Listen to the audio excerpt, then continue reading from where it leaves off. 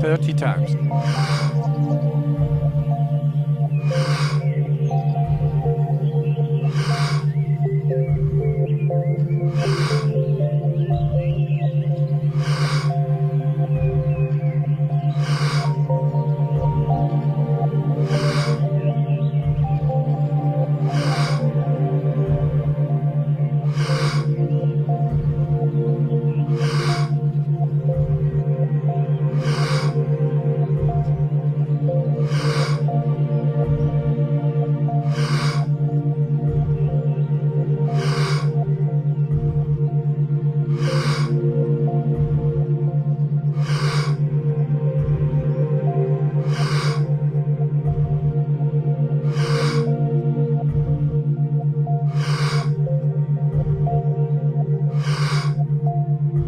Ten times more.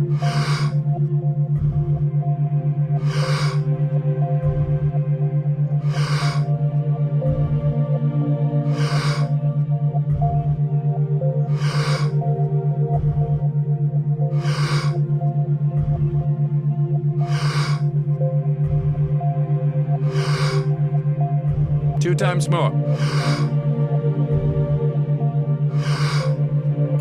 Letting go and stop. Dopamine is the neurochemistry of the pursuit of making sure that I have the energy to go, but do we know how we can spike that? Well, first of all, it's clear to me based on your description that you've tapped into these channels that release dopamine, because craving and wanting, whether or not it's sex or money or connection or anything, all right, that's the primary trigger for dopamine release. Yep. Now, sex and reproduction makes the most sense from the perspective of evolution. I mean, any species, every species tends to have two primary goals. One, protect its young, and second, make more of itself, usually in reverse order, right? So even for people that don't want children, I mean, you might not, or people, of course, not everyone is having sex just to reproduce, but at a primordial level, that's what those circuits are there for. So every species, in particular mammalian species where there's a lot of parenting and caretaking of the young, tries to make more of itself. And everything that you see, like maternal aggression, which is a powerful circuit that gets activated after females of any species, in particular mammals, give birth, they will fight to the death and they gain superhuman strength in order to protect their young. There's a known circuit for that in the brain that gets activated once a female has offspring, and it's robust.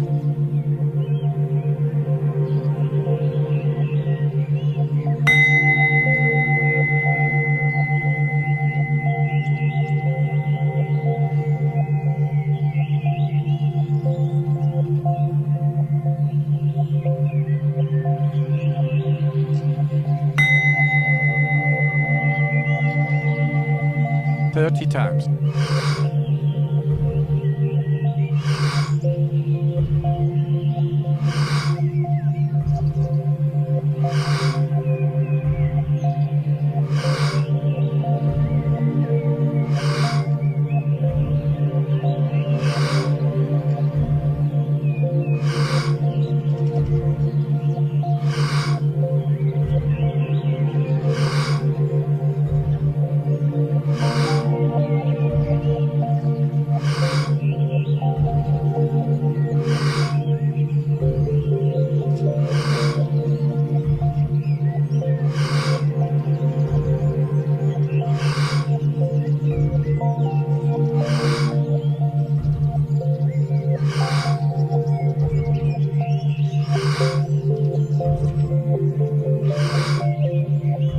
Ten times more.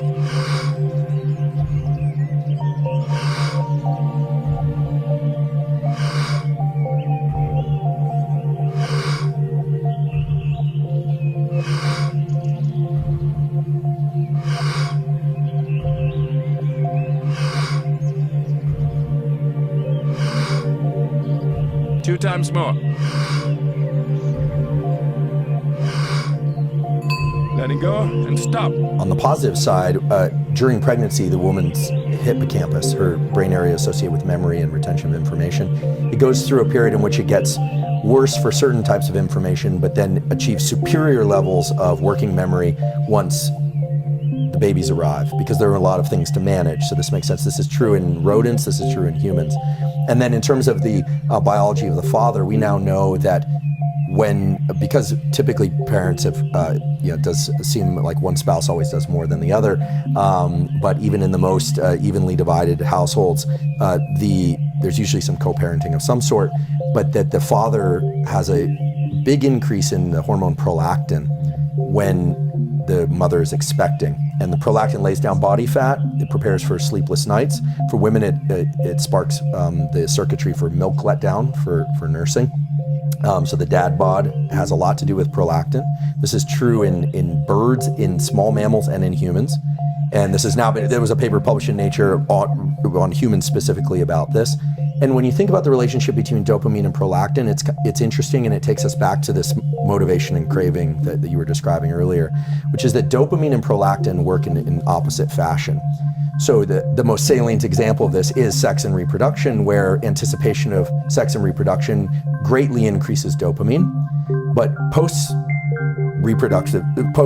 it doesn't have to be for reproduction, there's a spark in prolactin in the male.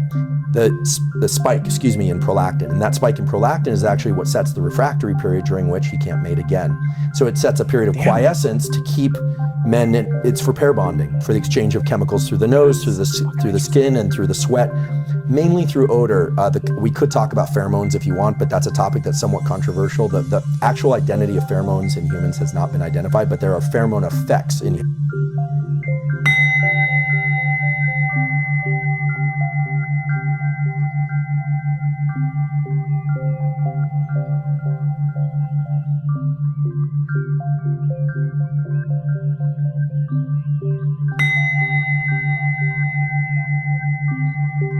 30 times.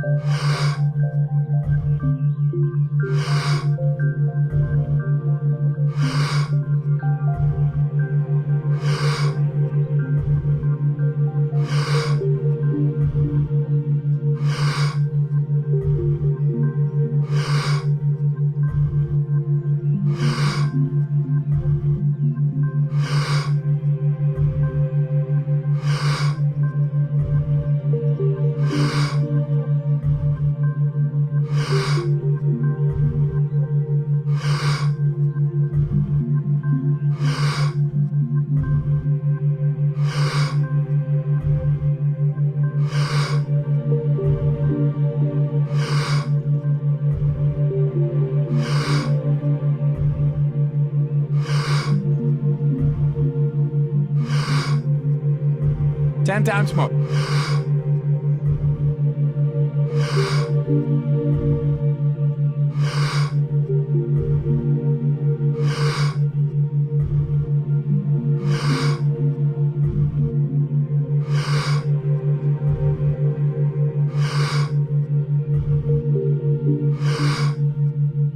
Two times more.